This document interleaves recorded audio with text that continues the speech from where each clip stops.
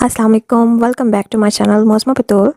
Today's video is very important and very common because today I'm going to teach you use of a and an. This is basic English grammar by Moazama Batool. So subscribe my channel for more helpful videos. So let's start it. Welcome to my channel. Today we will learn when to use a and an correctly in English. Use a before consonant sounds. Examples: a dog, a teacher, a university. University sounds like you. You will feel that there is you. So some people will feel that you is a vowel sound. No, there is you is pronouncing as consonant sound. You is not pronouncing as vowel. So that's why we use there a, not an. If there we use word umbrella, so then we will use an. So this is all about the Urdu letter alif.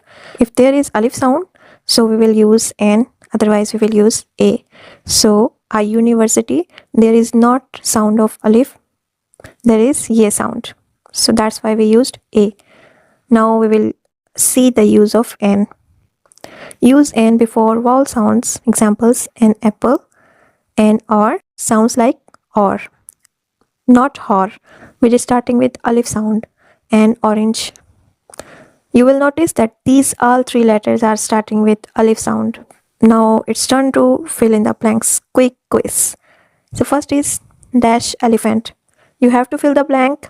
Now have a look that the first letter of the word is vowel or consonant. If this is vowel, so put an. If this is consonant, so put a. Next is dash book, and third one is dash honest person. So let's see the result. Yes, an elephant, because E is the vowel starting with alif sound. A book, B is consonant sound. Third one is an honest person. Honest, not honest. Honest. Honest is starting with alif sound. Honest person.